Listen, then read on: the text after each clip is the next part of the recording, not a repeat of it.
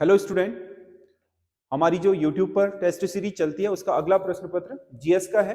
इसमें हमने जीएस के सारे महत्वपूर्ण क्वेश्चनों को सम्मिलित किया है। बाकी अगर आपको हमारी टेस्ट सीरीज चाहिए 100 नंबर की, जिसमें हिंदी, उत्तराखंड और जीएस सारा सम्मिलित है, चाहे वो आप समूह गौ के लिए, कनिष्क सहायक या फिर आपके जो इंटरमीडिएट परीक्षा आपकी होने वाली है उसके लिए, वहां से हमारे ऐप से ले सकते हैं। एसएस स्टडी का जो ऐप है, उसके अलावा एसएस स्टडी ऐप पर हमारी डेली 10 से आपका 1 बजे लाइव क्लास चल रही है। उत्तराखंड दरोगा का स्पेशल बैच चल रहा है, वो भी आप ज्वाइन कर सकते हैं ऐप से, और उसमें रिकॉर्डेड क्लास भी मिल जाएंगे आपको। साथ ही अगर आप उसमें टेस्ट सीरीज भी आपको उसी में इंक्लूडेड है, जो आपका लाइव क्लास है, तो वहां से वो ले सकते हैं आप।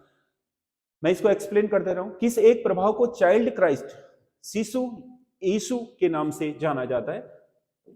इसमें से जो आपका अल्नीनो प्रभाव है, अल्नीनो प्रभाव हमारे भारतीय मॉनसून का एक इफेक्ट है जो आपका प्रशांत महासागर में उत्पन्न होता है और पेरू के सहारे जो हम्बोल्ट धारा के गर्म होने के फलस्वरूप उत्पन्न हो जाता है। यदि हम्बोल्ट की धारा प्रशांत महासागर में जो वैसे ठंडी जलधारा है, लेकिन अगर वो किसी वर्ष गर्म हो जाती है तो भारतीय मॉनसून हल्का पड़ जाता है, उसे आपका अल्नीनो प्रभाव कहा जाता है। अल्नीनो प्रभाव प्रत्येक चौथे वर्ष आपके 25 दिसंबर के आसपास आपका ये प्रभाव उत्पन्न होता है। 25 दिसंबर के आसपास उत्पन्न होने के कारण ही इसे चाइल्ड क्राइस्ट भी कहा जाता है। तो इसका सही आंसर अल्नीनो है। अगला क्वेश्चन है, तमिलनाडु के कुडनकुलम को जाना जाता है। तमिलनाडु का कुडनकुलम किस लिए जाना जाता है? ये आपका परमाणु ऊर्जा के लिए जाना जाता है। जो आपके भारत के जो परमाणु रिएक्टर वाले स्थान है महत्वपूर्ण, उनमें से एक है कुडनकुलम। अगला, कौन सी नदी नेपाल के गोसाई थान से उद्गमित होती है? गोसाई थान से, माउंट एवरेस्ट के निकट गोसाई थान से उद्गमित होने वाली नदी कोसी है, जिसे वहां पर अरुण नदी के नाम से जाना जाता है, जिसकी 7 अलग अलग धाराएं हैं।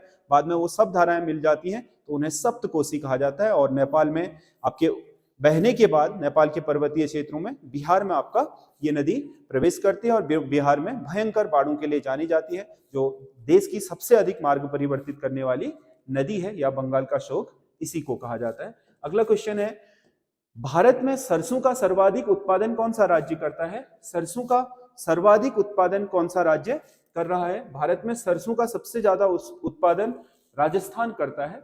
सरसों का उत्पादन भारत में सबसे ज्यादा राजस्थान कर रहा है। तिलहन उत्पादन में ओवरऑल आपका राजस्थान ही आपके पहले स्थान पर है, और सरसों उत्पादन में भी यही राज्य पहले नंबर पर है। श्रवणबेलगोला किस धर्म से संबंधित है? श्रवणबेलगोला जैन धर्म से संबंधित है। जो आपके जैन तीर्थंकर हैं उनकी आपकी वहां पर मूर्ति है। उसके अलावा वहां पर आपका जो जैन मुनि भद्रबाहु थे, वो दिगंबर शाखा है जैन धर्म की, उसके प्रवर्तक, वो वहीं पर अपने शिष्य हैं चंद्रगुप्त मौर्य, जिन्होंने मौर्य साम्राज्य की स्थापना करी थी, उनके साथ श्रवणबेलगोला चले गए थे, और वहीं पर आपका संलेखना विधि से आपके चंद्रगुप्त मौर्य ने भी अपने प्राण त्यागे थे। तो श्रवणबेलगोला आपके किसके लिए? जैन धर्म के लिए जानी जाती है। अगला, national institute of mental health and neuro science कहाँ स्थित है?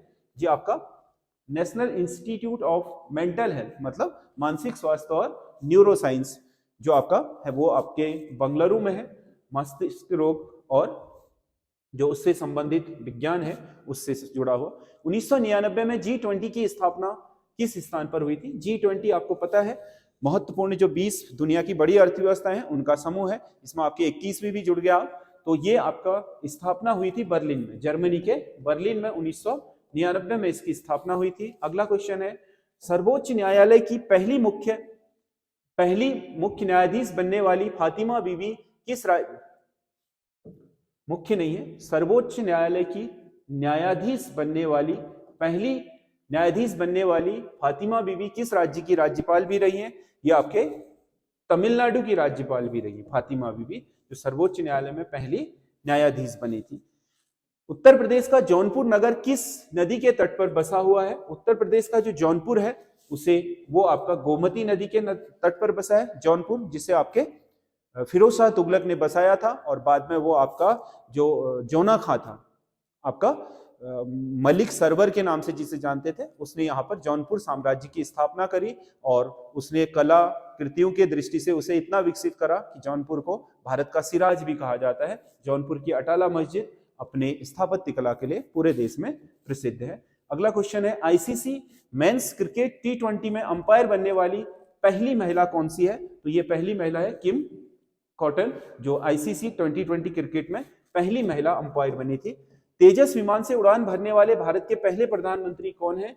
तेजस विमान से उड़ान भरने वाले भारत के पहले प्रधानमंत्री नरेंद्र मोदी हैं। तेजस आपका क्या है? लाइट कॉम्बैट एयरक्राफ्ट है भारत का, हल्का लड़ाकू विमान, जिसे तेजस नाम आपका अटल बिहारी वाजपेयी ने दिया था। अगला क्वेश्चन है, विश्व आदिवासी दिवस 2023 किस दिन मनाया गया? विश्व आदिवासी दिवस 2023 9 अगस्त को मनाया गया। ये पूरे विश्व में आदिवासियों के हितों के संरक्षण और उनके सामाजिक सरोकारों के लिए मनाया जाता है प्रत्येक वर्ष 9 अगस्त को पूरे विश्व में।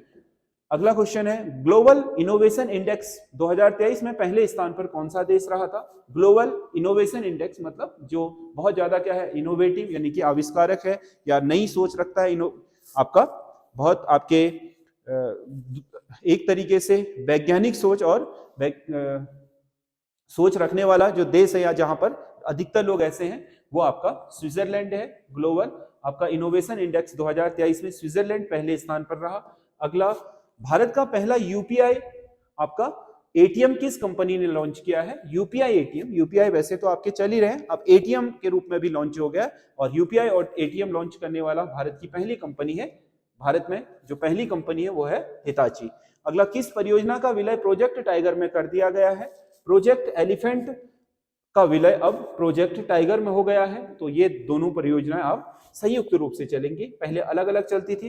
प्रोजेक्ट आपका एलिफेंट 1991-92 में शुरू हुआ था, जबकि आपका प्रोजेक्ट टाइगर आपके 1 नवंबर 1973 से आरंभ हो गया था। हाउ प्राइम मिनिस्टर्स डिसाइड नामक पुस्तक किसने लिखी है? आपका ये पुस्तक लिखी है नीरजा चौधरी ने, हाल ही में रिलीज हुई थी। अगला क्वेश्चन है, सत्यमंगलम टाइगर रिजर्व किस राज्य में स्थित है?